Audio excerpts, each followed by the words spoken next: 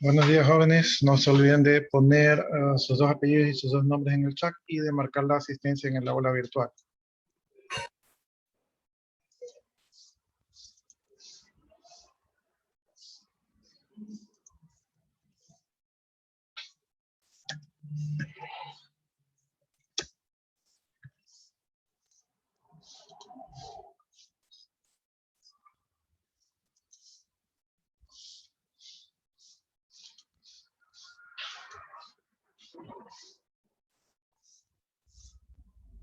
Hipócritas, porque ahí mismo están revueltas y ahí están hablando mal. Se escuchó, se escuchó. Disculpe, licenciado.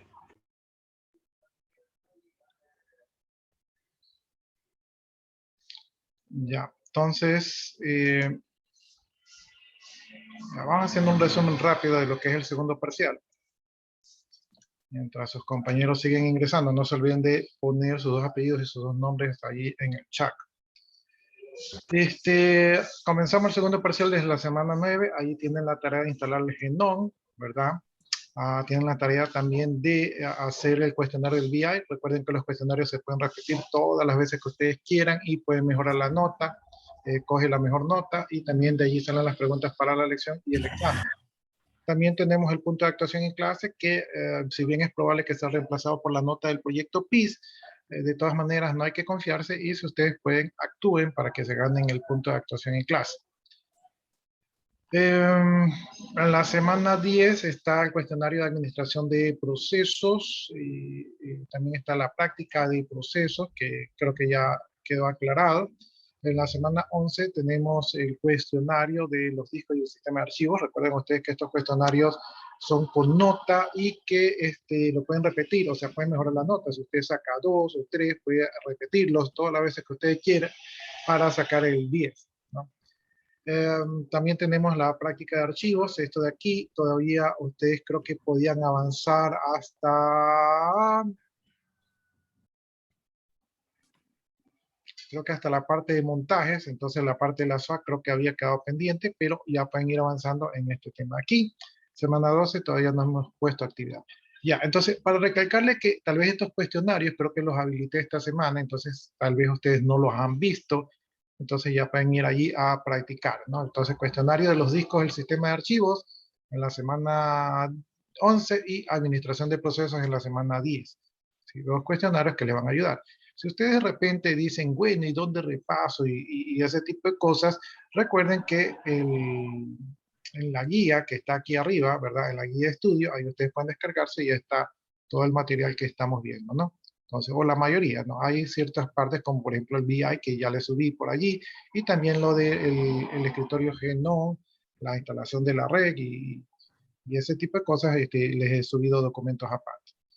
Pero lo que estamos viendo básicamente está en la guía de estudio. Entonces, si ustedes la descargan, allí pueden guiarse, ¿no? Y si no, pues ya también tienen las clases grabadas. Si es que no se acuerdan de algo o algo tienen duda, pueden revisar las clases grabadas. Ese sería nuestro resumen. Creo que estamos en la semana 12. Si avanzamos, creo que los lograré poner aquí alguna otra tarea, ¿verdad? Creo que eso sería el resumen. Bien, no se olviden de marcar siempre su asistencia en el aula virtual. Recuerden que en este parcial yo no voy a cruzar la asistencia sincrónica con la asincrónica, porque eso es su responsabilidad.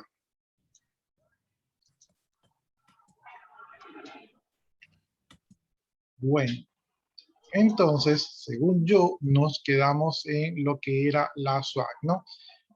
Recuerdo yo que les comenté que la SWAC era una partición especial que se utiliza en Linux para hacer el swapping, o sea, lo que es el intercambio de información entre la memoria RAM y la memoria auxiliar, ¿no?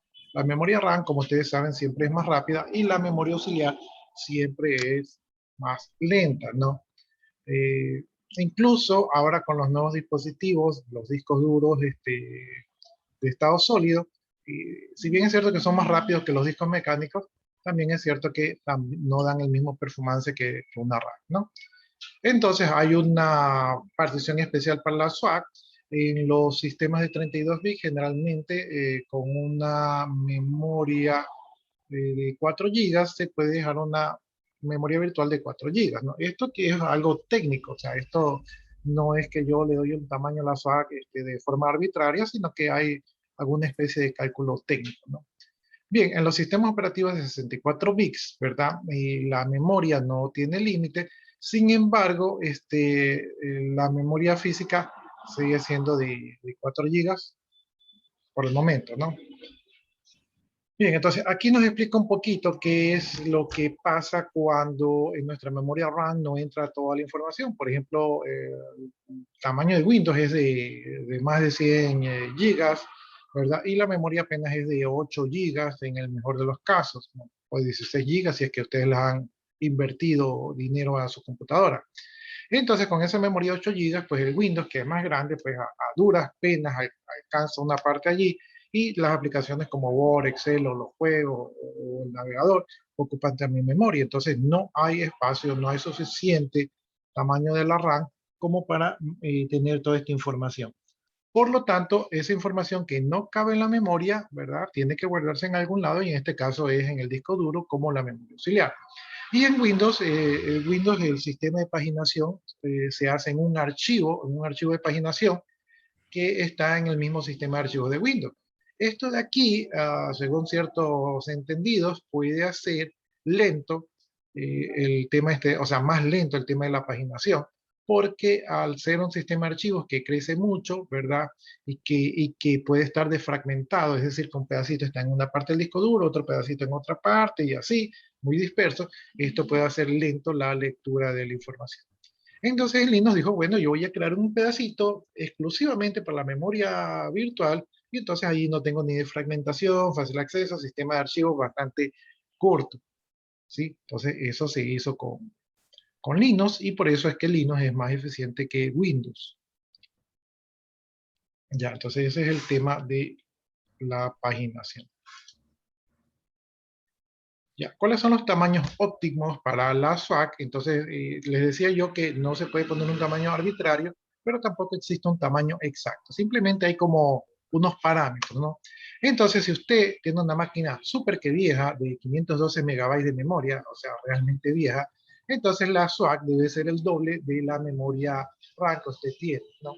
Si usted tiene una RAM que va de 1 a 4 gigas, entonces el tamaño de la SWAC debe ser del mismo tamaño de la memoria, ¿no? De 1 a 4 gigas.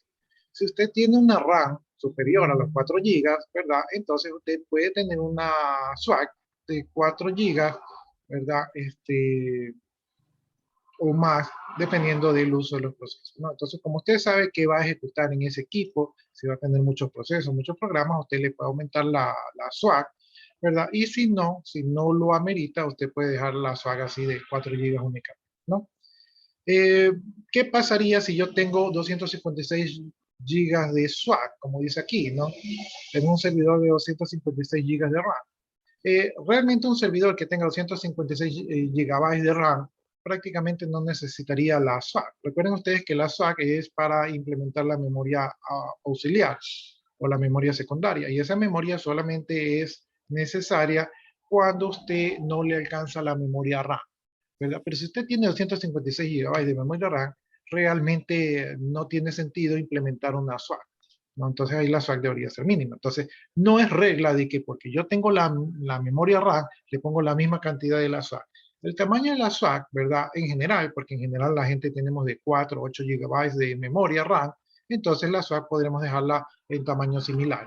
Pero si yo ya tengo 16 gigas de memoria RAM, tal vez una SWAC de 4 gigabytes sea suficiente, porque no, como que no necesito más, ¿no? Entonces, si yo pongo una SWAC muy grande, creyendo que así la máquina va a rendir más, eso es mentira, porque como les digo, todos los procesos en la SWAC son lentos. Déjenme silenciar aquí el micrófono. Ya, todos los procesos en la SWAC son lentos. Entonces, porque yo tenga más SWAC, no hace más rápido a mi computadora. Yo tengo que tener una SWAC que cumpla su función, que es en este caso auxiliar a la memoria principal para mantener la información. ¿Qué tal, César?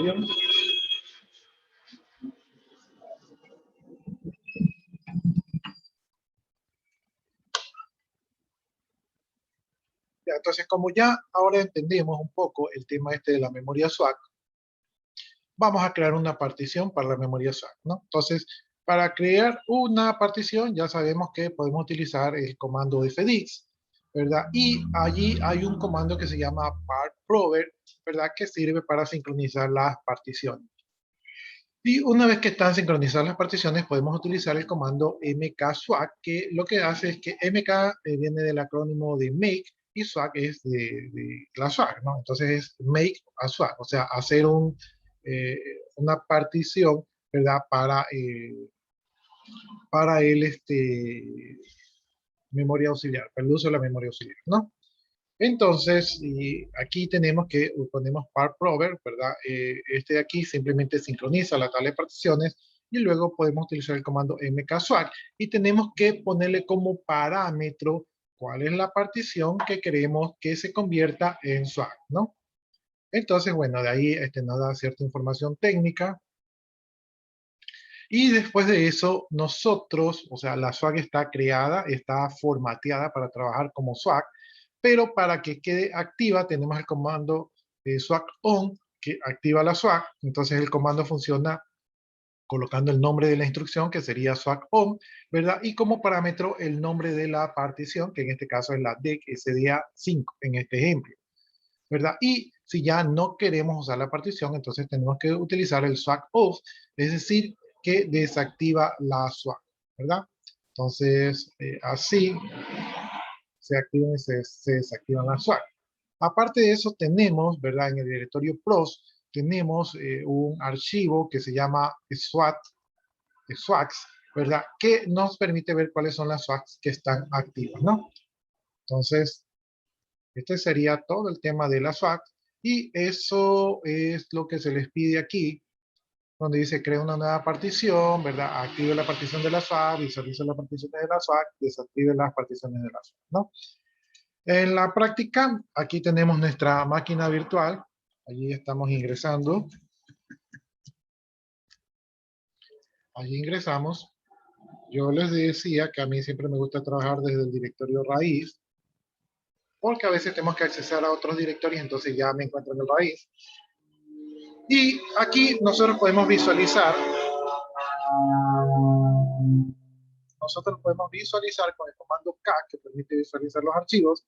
Podemos visualizar dentro del directorio pros, podemos utilizar el archivo swaps. ¿Sí? Entonces vamos a visualizar el archivo swaps.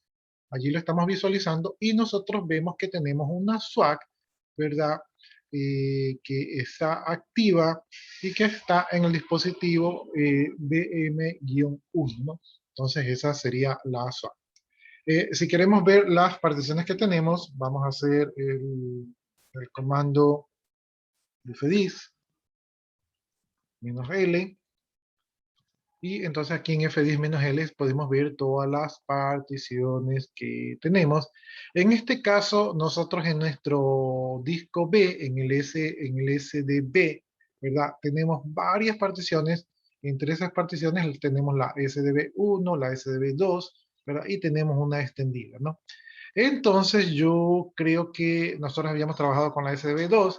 Voy a coger la SDB1, ¿verdad? Voy a coger la SB1 y la voy a utilizar como swap. Si yo utilizo el comando df, ahí puedo ver todas las particiones y veo que sí, aquí tengo montada la partición SB1, la tengo montada en el disco, en la carpeta disco. ¿Sí? Por lo tanto, podría utilizar otra partición para el swap. Yo creo que no es conveniente utilizar una partición lógica como swap, ya que una partición lógica como que estructuralmente pasa por una partición extendida y podría ser más fácil que se pierda o que se dañe, ¿no? Entonces, no sería lo más adecuado utilizar una partición, ¿no? Una partición lógica. ¿verdad? Por lo tanto, voy a utilizar el SDB1, o sea, la primera partición, ¿verdad? Como una partición de swap. Para esto de aquí, voy a arriesgarme y no voy a desmontar la SDB1, ¿verdad? No la voy a desmontar, sino que voy a trabajar directamente con ella. Ya, entonces, como ya tengo la partición creada, entonces no necesito crear la partición porque ya tengo una partición creada, voy a utilizar el MK-Swap, ¿no? Y el comando MK-Swap que me permite crear una swap, dice que tengo que poner el dispositivo que voy a formatear con formato de swap.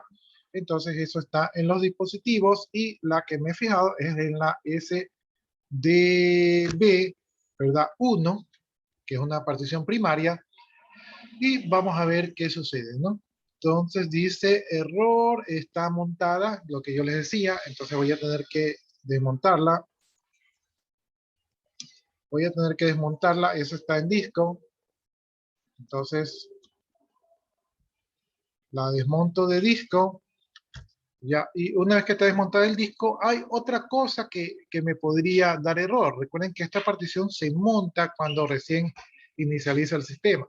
Muy probablemente si yo quiero montar una partición de swap, ¿verdad? En un directorio me va a dar problemas. Entonces, por lo tanto, me voy a ir, ¿verdad? Voy a hacer un VI, ¿verdad? A el directorio etc, ¿verdad? Y voy a trabajar en la tabla, en el archivo fs-tag,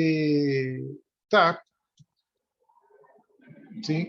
Y ahí en el fs-tag yo tengo esta línea de aquí, ¿verdad? Esta línea de aquí que dice que monte el SDB1 en el directorio disco que tiene formato ext3, ¿verdad? Entonces, esta línea aquí, cuando se reinicia el equipo, carga esta partición en el directorio disco. Como ya no voy a utilizar esta partición, debo de eliminar esta línea para que no me cargue y cuando esté cargando no me dé algún tipo de error. No, entonces aquí voy a utilizar directamente, voy a utilizar la tecla DD, ¿verdad? Y con la tecla DD directamente borro la línea, ¿no? Sin tener que estar editando, ¿no? Entonces ahí borro, ¿verdad? Pongo dos puntos, déjenme ver dónde aparecen aquí los dos puntos, ahí están los dos puntos, WQ para grabar y salir, ¿verdad? Y ahí aparentemente se escribe. Si quiero estar seguro, le puedo hacer un CAC, ¿verdad?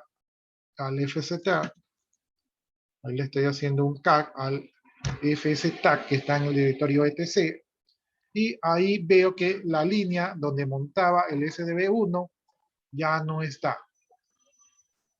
Entonces, acabo de desmontar. Entonces, ya ahorita ya no tengo el problema de que se trate de montar el directorio disco, ¿verdad? Y que está montado esa partición, ¿no? Entonces, ahora sí, voy a hacer un mk-swap del dispositivo SDB1. Entonces, allí lo acabo de hacer, ¿verdad? Y lo que acabo de hacer entonces es de que lo he convertido en una swap. Obviamente, si yo tenía información allí, recuerdo yo que ahí tenemos un archivo de texto, toda esa información se perdió porque ya cambió el formato. Entonces, ya es irrecuperable lo que estaba allí, ¿no? Por lo tanto, hacer este tipo de operaciones requiere que ustedes estén conscientemente de lo que estén haciendo, ¿no? Bueno, entonces hemos creado el MK-Swap, ¿verdad? O sea, creamos el formato en esa partición SDB1 y ahora sí nosotros visualicemos el archivo de los swap, ¿verdad? Vemos que solamente tenemos activa una partición. Por lo tanto, había el comando que se llamaba swap on, y aquí tenemos que poner cuál es la swap que queremos activar. Entonces aquí ponemos el nombre del dispositivo que está en la carpeta deck y que era el SDB1, ¿verdad? Ahí aparentemente hemos activado la swap, ¿no? Entonces una vez que hemos activado la swap, vemos nuevamente el contenido del archivo es swaps, ¿verdad? Para ver la swap y ahí vemos que están activadas dos particiones de swap, ¿no? Una partición que tiene más o menos cerca de 1 giga, 839 megabytes, y otra partición que como el tamaño de la partición era como de 1 giga, entonces prácticamente tiene 1 giga de swaps, ¿no? Entonces tenemos 2 swap allí instaladas, y esto, dependiendo de su equipo, puede ser útil o no. Por ejemplo, si ustedes están en equipo pesado y se están quedando sin RAM, y también el swap de ustedes quedó muy pequeño, ustedes podrían crear una swap de manera temporal para que el equipo pueda no se vaya a quedar atorado con los procesos de la memoria, ¿no? Entonces, son temas delicados. Yo pienso que generalmente casi no se hace, pero si algún día lo necesitan hacer, pues ya aquí ya tienen el procedimiento. Entonces, básicamente esto es lo que ustedes tienen que hacer en su tarea. ¿Qué es lo que tienen que hacer? Déjenme ver. Tienen que hacer el mkswap para crear la partición. Luego tienen que activarla con con el swap on, ¿verdad? Luego tienen que visualizarla en el archivo xswaps, ¿verdad? Y finalmente tienen que hacer el swap off, ¿verdad? ¿Cuál es la partición que quiero apagar? La que está en los dispositivos y que se denomina SDB1. ¿Sí? Entonces ahí aparentemente desconecté la swap. Si quiero estar seguro, ¿verdad? Entonces hago un CAC al archivo swap, ¿no? Y no sincronicé, no hice el probe tag para sincronizar las particiones, no las sincronicé, pero creo que en esta versión no es necesario. Y eso es todo lo que ustedes tienen que hacer para cumplir con esta parte del deber que decía: crea una nueva partición, ¿verdad? Active la partición. Entonces ahí crea la nueva partición, utilizan en el mkswap, active la partición, utilizan el swap on, visualice la partición, le hacen un CAC o un VI o un more, ¿verdad? Mejor es hacer un CAC porque ese no modifica. Entonces hacen un CAC, ¿verdad? Al archivo swap que está en el directorio prod, y para desactivar la partición, pues entonces ustedes le hacen nuevamente un swap off, y si quieren ser más pulcros, vuelven a visualizar la tabla de particiones para verificar que no queda activo. Y eso sería, con esta partecita de aquí, ustedes ya pueden terminar lo que es la práctica de discos y el sistema de archivos, ¿no? Entonces, ahí estaríamos terminando esa fase. ¿Preguntas, jóvenes, hasta allí?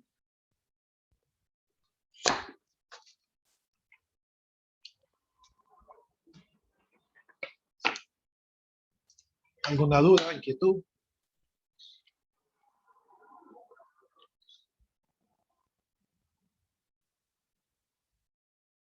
Ya, entonces, como no me dicen nada, asumo yo que todo está 100% entendido. Pasamos entonces, ya dejamos ese tema, ¿verdad? Podemos verlo desde acá. Estos temas han estado interesantes. Vimos el tema de, bueno, el BI es como una herramienta, el GENOM era, para que ustedes sepan, casi no lo estamos utilizando. Todo lo que estamos haciendo aquí de manera gráfica, perdón, de manera de línea de comando, ¿verdad? En modo consola, ustedes lo pueden hacer desde el escritorio de manera gráfica, ¿sí? Pero el chiste no es hacerlo de manera gráfica, porque la idea es que ustedes aprendan a manejarse desde el modo de línea de comando, ¿no? Y es porque, como les digo, muchos de los equipos de comunicaciones que a algunos de ustedes les va a tocar manejar tienen un ambiente Linux o un mini Linux allí instalado, y la mayoría de estos comandos van a ser útiles en esos dispositivos, ¿no? Entonces vimos la administración de procesos para bajar, subir y matar procesos de la memoria. Vimos la administración de discos y archivos. Entonces ahí aprendimos a crear particiones y todo eso, ¿no? Entonces son temas importantes, y ahora vamos a entrar a otro tema importante, que es la administración de usuarios. En la administración de usuarios, pues nosotros tenemos que Linux es un sistema operativo que se respeta, y como un sistema operativo que se respeta, maneja el concepto de permisos y de usuarios, ¿no? Entonces, si yo creo una aplicación y esta aplicación tiene usuarios para ingresar a la aplicación, esa aplicación puede ser segura, pero si el usuario puede acceder, y esto ocurría antiguamente, que el usuario podía acceder al sistema de archivos y podía modificar archivos de configuración, borrar información, cambiarse parámetros, porque tenía permisos a navegar, ¿verdad?, sobre el sistema de archivos. podría dañar algo que sea importante para la empresa o podría entorpecer incluso el trabajo de todos, ¿no? Y ha pasado. Yo conocía usuarios que entraban al directorio del servidor y borraban todo porque decía, uy, me está ocupando espacio en disco, y borraban todos los programas y la información y todo. Entonces, existen usuarios así y dejan a todos sin trabajar. Bueno, entonces, como a nivel de aplicación, la seguridad no es completa, necesitamos una seguridad más integral y esa seguridad la puede dar el sistema operativo, ¿no? Entonces, si el sistema operativo puede garantizar el acceso a los datos, ¿verdad? Tal como lo hace Windows NT o Windows Server, ¿verdad? Y que también esos conceptos se heredan en Windows 7, Windows 8, Windows 10, se heredan temas de seguridad, que no se los implementan muchos allí, porque generalmente son monusuarios o son familiares, entonces allí digamos que todo es compartido, pero con temas de servidores la cosa cambia porque allí la información no puede ser compartida, ¿no? Entonces aquí en Linux cada archivo y cada directorio se le asignan privilegios, es decir, no cualquiera puede andar en esos archivos y directorios, ¿verdad?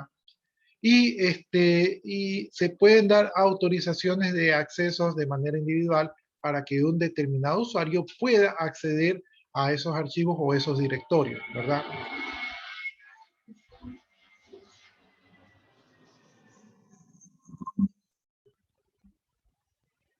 Y lo que va a hacer el sistema operativo es garantizar o verificar si ese usuario realmente está autorizado a acceder a esos recursos. Bien, entonces, ¿qué es un usuario en Linux? Bueno, un usuario en Linux, ¿verdad? No solamente es el usuario que tienen como el root y la contraseña, sino que también posee una carpeta de inicio, posee permisos y recursos que se van a asignar para que pueda utilizar el computador, ¿verdad? Y una de las ventajas o fortalezas que tiene Linux con respecto a otros sistemas operativos, ¿verdad? En este caso Windows, es que aquí el ambiente, o sea, Linux puede hacer un ambiente del usuario totalmente independiente de otro. Por ejemplo, si yo en Windows yo instalo el Office está disponible para todos los usuarios. Pero aquí en Linux yo puedo instalar, digamos, un aplicativo solo para ese usuario o una versión del sistema operativo solo para ese usuario, o puedo instalar Oracle que funciona solo para ese usuario, ¿verdad? Y otro usuario tendrá su propio Oracle desde cero y hasta otra versión. Entonces, es una independencia total del usuario que tenemos en Linux y por eso es un poco fuerte porque en Linux yo puedo tener usuarios que trabajan en versiones anteriores o con programas viejos y puedo tener usuarios que trabajan con versiones más actualizadas. No.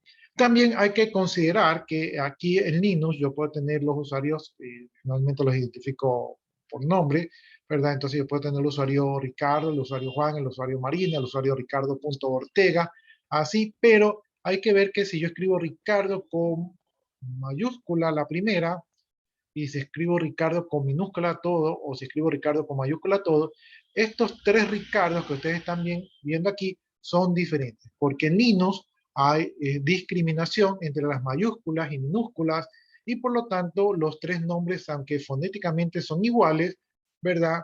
Para Linux un carácter diferente ya no es igual, ¿no? Entonces, Linux maneja esa característica. Bien, ¿y qué es un grupo? Un grupo, ¿verdad? Es un conjunto de usuarios que están agrupados para poder administrarlos o facilita la administración de esos usuarios, porque yo puedo otorgarle a ese grupo de usuarios, puedo otorgarle permisos similares, ¿no? Entonces, en vez de estar revisando, ¿tú qué te dedicas a un usuario? Ah, tú eres ventas, a ver, tú eres ventas, entonces te doy permiso al directorio de ventas y el de consulta. Y en otro usuario, ¿tú qué eres? Ah, tú también eres de ventas, entonces te doy permiso a ventas, ¿verdad? Y a consulta.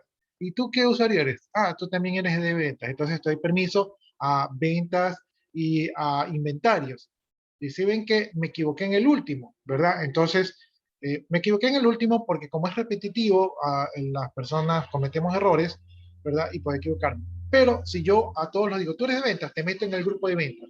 Y como ventas ya tiene permiso a ventas y a consultas, ¿verdad? Yo no tengo que estarme preocupando de cuáles son los permisos, sino que lo meto a su grupo, ¿verdad? Y de esta manera ya tengo solucionado el tema de los permisos, ¿no?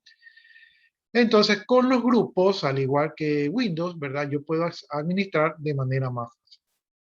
De hecho, la mayoría de los conceptos de Windows los sacó de Linux o de Unix, ¿verdad? Eh, para administrar.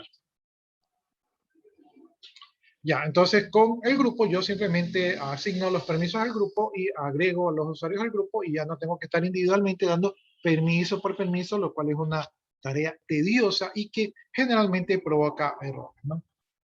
Y yo que me jacto así de a veces de ser eh,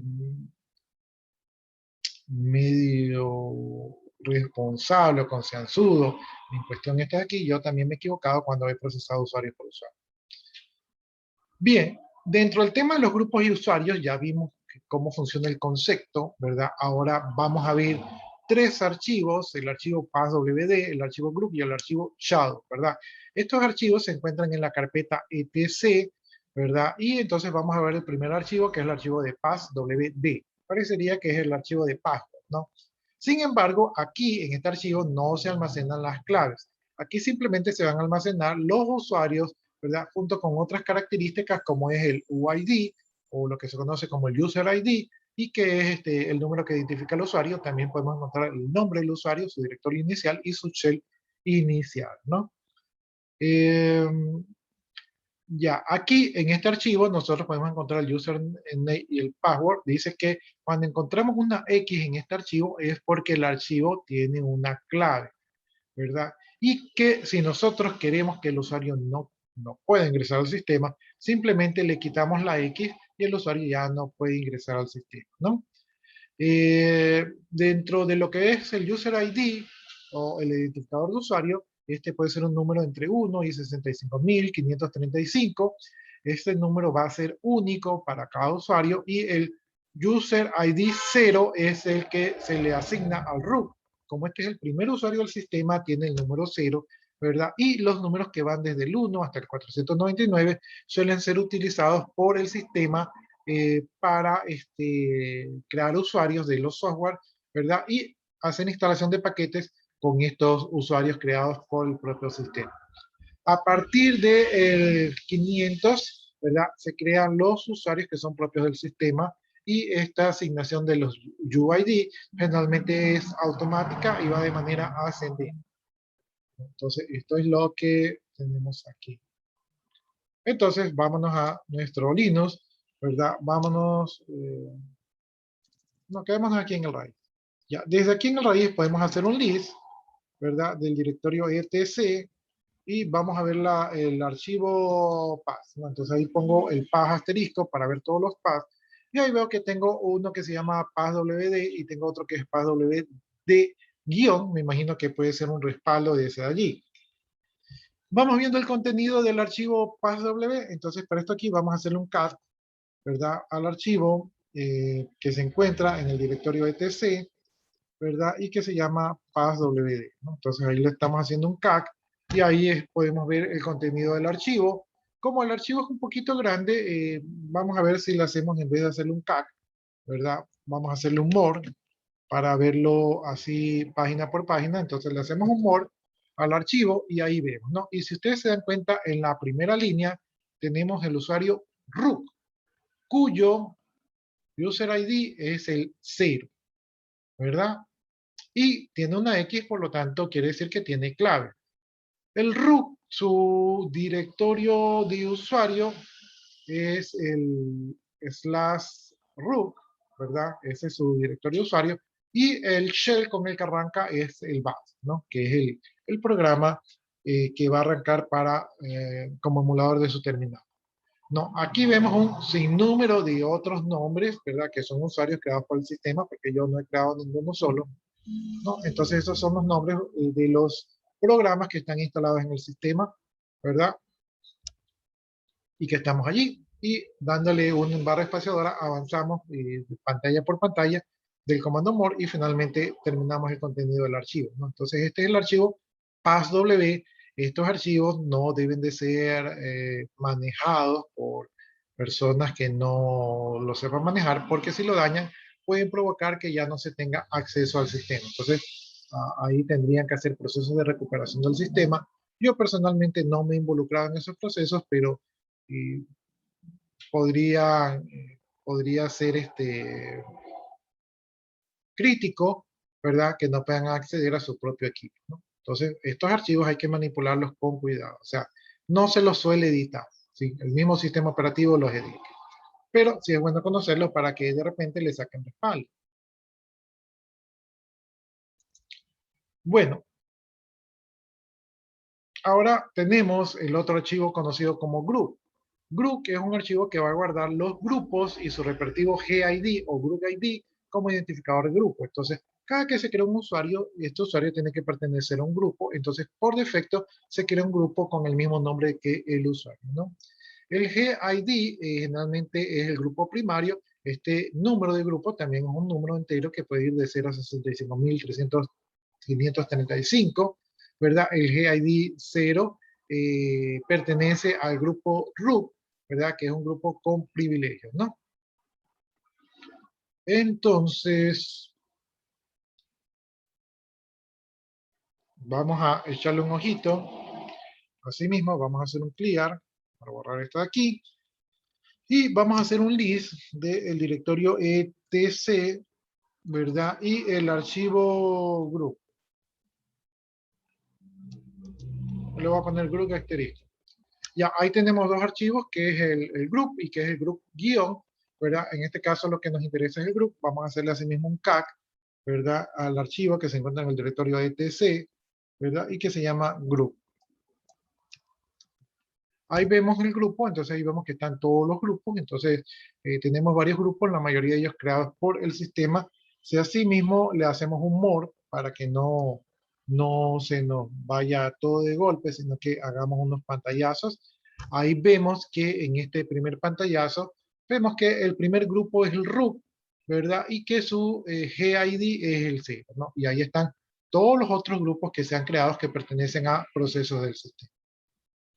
Si le doy una barra espaciadora, entonces avanzamos en este caso a la segunda pantalla, que es el final, y ahí están todos los grupos en el archivo group. Nuevamente, estos archivos no se manipulan, no se tocan porque pueden provocar alguna inconsistencia y hacer que el sistema ya no funcione correctamente. Lo que sí pueden hacer es sacarle respaldo de vez en cuando, por si acaso.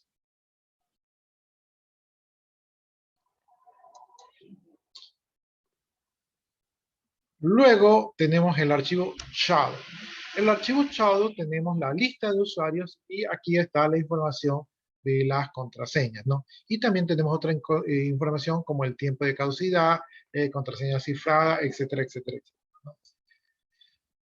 Si nosotros queremos ver la información adicional de un usuario, podemos utilizar el comando chase-l, ¿verdad? Para ver información adicional del usuario.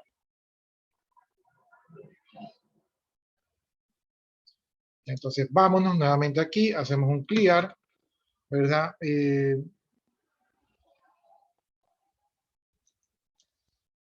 Vamos a hacer un shake, así, solamente, y ahí vemos que el "-l" nos presenta una lista de los parámetros de la cuenta del usuario, ¿no? Entonces vamos a hacer un shake de "-l", del único usuario que tenemos creado, que es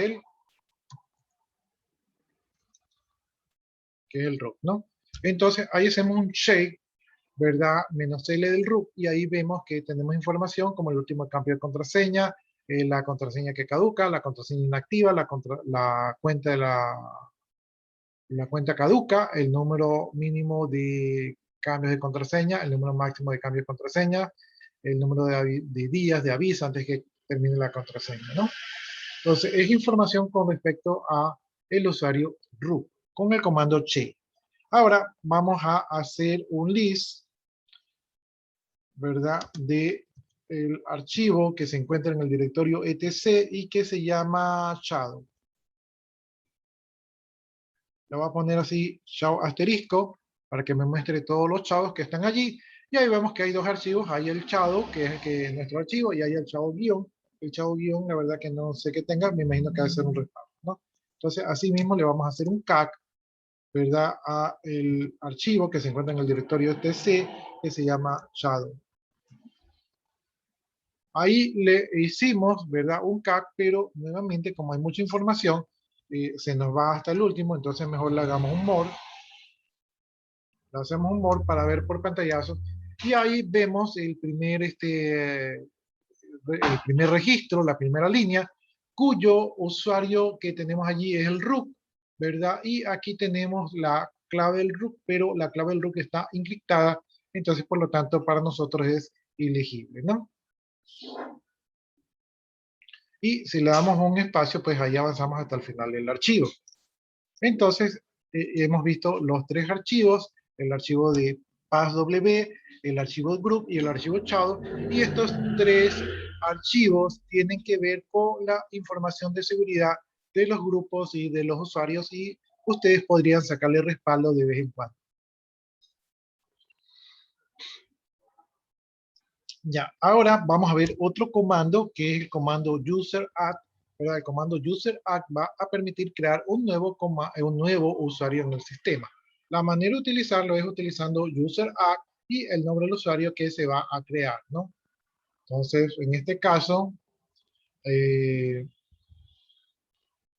ya, y aquí tenemos el comando passw. El comando passw, ¿verdad? Igual al archivo. Este comando va a permitir cambiar el password de un usuario, ¿no? Entonces, ¿cómo funciona? Ponemos passwd, el nombre del usuario, y entonces cambia la contraseña del usuario.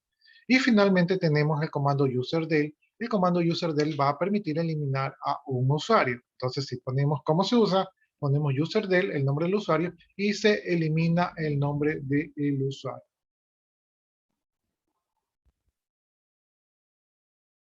Entonces, vamos aquí a Linux, vamos a borrar esto de aquí,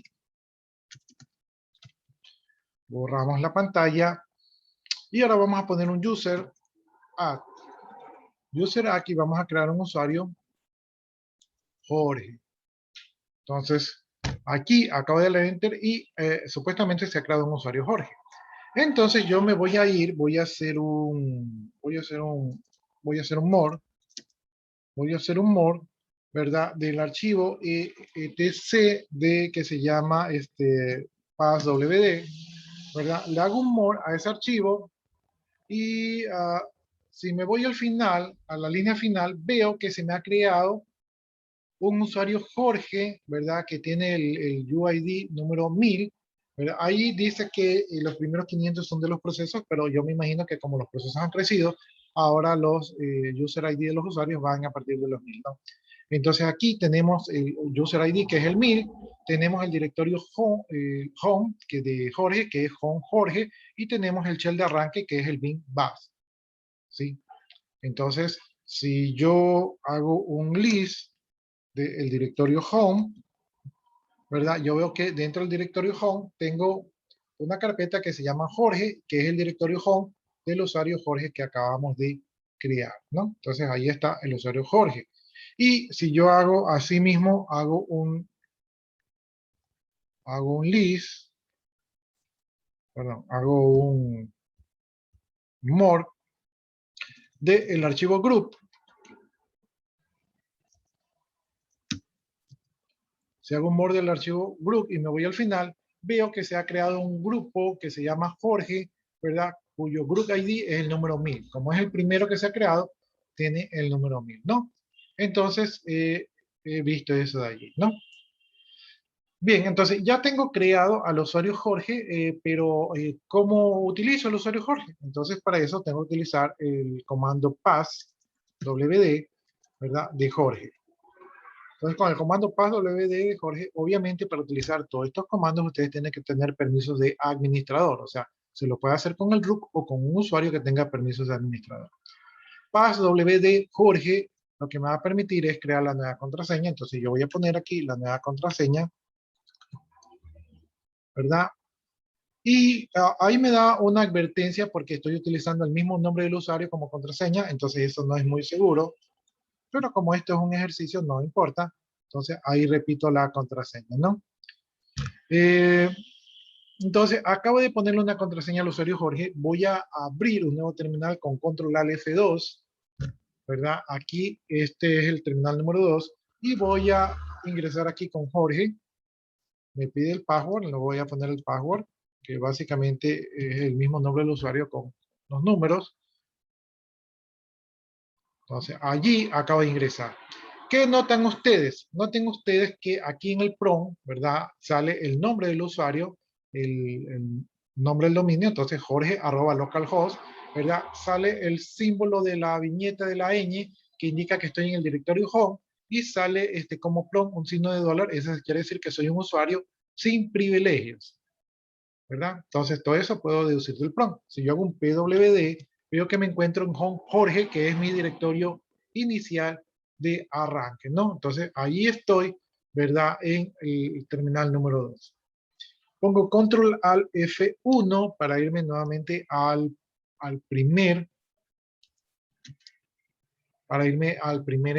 terminal. Y digamos que ahora yo quiero poner userdel. Userdel. Entonces pongo userdel de Jorge.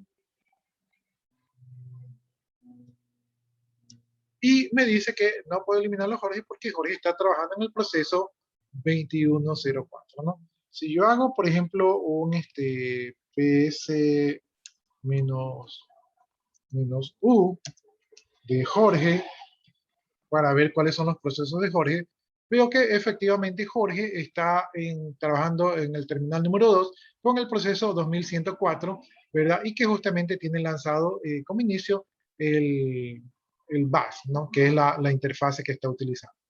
Lo podría matar desde aquí con el comando kill, pero mejor me voy acá al terminal número 2 con control al F2, me voy al terminal número 2 y directamente desde aquí voy a hacer un logo, ¿verdad? O sea, voy a cerrar la sesión con logo, me salgo de aquí, cierro la sesión, me voy al terminal número 1, ¿verdad? Si vuelvo a hacer un ps-u de Jorge, veo que no hay ningún proceso y por lo tanto, ahora sí puedo hacer un user del de Jorge.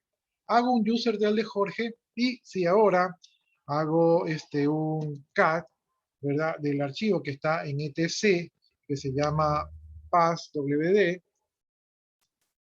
veo, me equivoqué por aquí, era ws.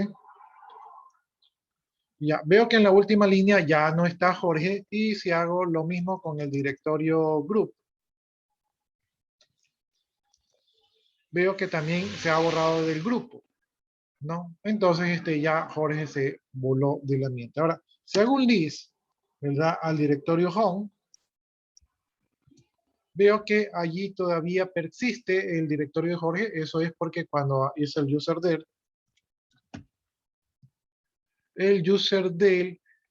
tiene parámetros, ¿verdad? Y teníamos que haberle puesto el "-r", ¿no? Si le poníamos el "-r", allí sí si le poníamos el parámetro "-r", ahí sí se borraba el directorio personal, ¿verdad? Entonces, como no le pusimos, quedó vivo el directorio de Jorge. Bien, veamos qué sigue.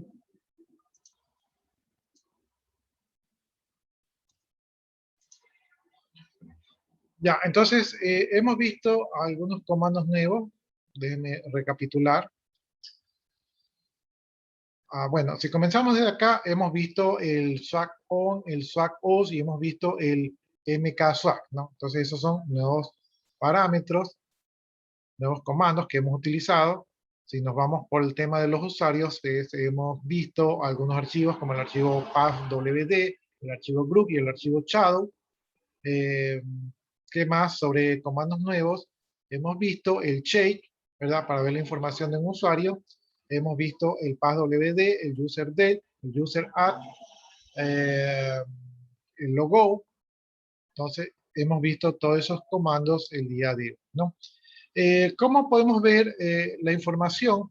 Cuando nosotros estamos en el sistema de archivos y nosotros hacemos un list, ¿verdad? Nosotros vamos a ver este formato. Entonces, si hacemos un list "-l", vamos a ver este formato donde nos salen los permisos. La primera columna representa el tipo de archivo, ¿no? Entonces, cuando tenemos un guión, ¿verdad? Eso es un archivo, y cuando tenemos una D, eso es un directorio, y cuando tenemos una L, eso es un enlace simbólico, que viene a ser lo mismo con acceso directo. A partir de la primera columna, las columnas que vienen, que son 9, ¿verdad? Representan los permisos, ¿no? Entonces, esto de aquí representan los permisos. Y a partir, ¿verdad? De allí, la siguiente columna representa el nombre del usuario, ¿verdad? Y la siguiente que le viene representa al grupo del usuario. Entonces, si yo estoy aquí en el raíz y hago un list así, o hago un list menos L, ¿verdad? En ambos veo la información. Entonces, aquí veo la primera columna. Esta es una L, es un enlace simbólico, ¿verdad? Las D son directorios. Voy a cambiar el directorio TECME porque allí sí tengo archivos. Ya, entonces aquí dentro del directorio TECME veo que aquí tengo unos guiones y esto quiere decir que representan archivos. A partir de la primera columna lo que viene para acá son permisos. Esta columna aquí se refiere al usuario y esta columna de acá se refiere al grupo, ¿no? Entonces estos son los archivos que yo tengo allí disponibles. Bien, ¿cómo funcionan los permisos? Los que ustedes están viendo allí. La R significa que es un permiso de lectura, de React Only, ¿verdad? La W significa que es un permiso de escritura, de Write.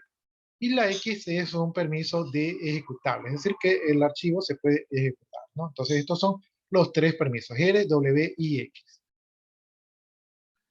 Cuando nosotros los vemos acá, si nosotros vemos esta R, quiere decir que este archivo se puede leer. Si vemos esta W, quiere decir que se puede escribir. Si vemos esta R, es que se puede leer.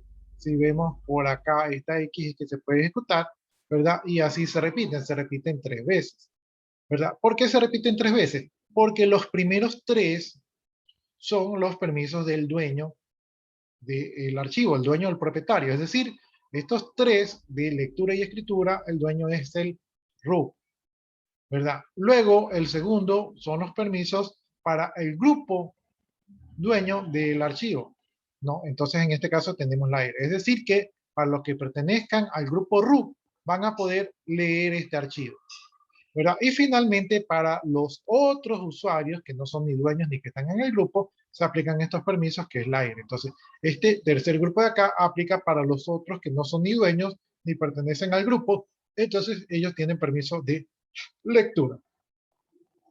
Cuando no existen los permisos, ¿verdad?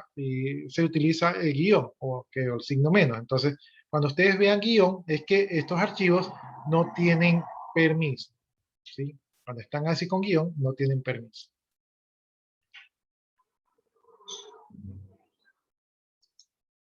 Entonces, aquí vemos, por ejemplo, que el usuario root tiene permiso de lectura-escritura, el grupo root tiene permiso solo de lectura y los otros usuarios tienen permiso solo de lectura. Por acá, en el directorio de digitales, ¿verdad? El root tiene permiso de lectura, escritura y ejecución, ¿verdad? El grupo root tiene permiso de lectura y ejecución, ¿verdad? Y el grupo de los otros tiene permiso de lectura y de ejecución, ¿no? Entonces, así se leen los permisos, ¿verdad? Dentro de Linux. No sé si alguno de ustedes tenga alguna pregunta, inquietud, duda con respecto a esto que hemos visto.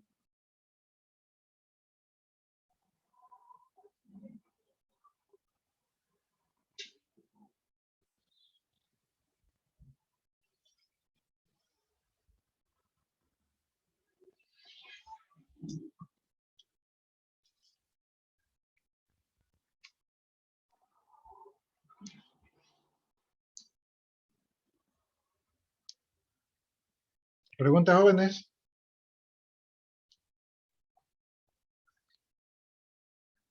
Ya, si no tienen preguntas ni dudas, entonces nos vamos a quedar hasta allí por el momento. Déjenme copiar su asistencia.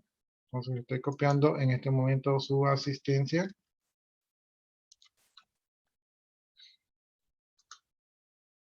Ya. Bueno, entonces si no hay más preguntas, nos vamos a quedar por allí. El día de mañana seguimos avanzando con este tema. De mi parte, pues, muchas gracias. Y si ustedes gustan, ya pueden desconectarse para que vayan a su siguiente clase. Gracias, profe. ¿Listo, jóvenes? Gracias, ingeniero. Gracias, ingeniero. Procedo a detener la grabación y de ahí me desconecto.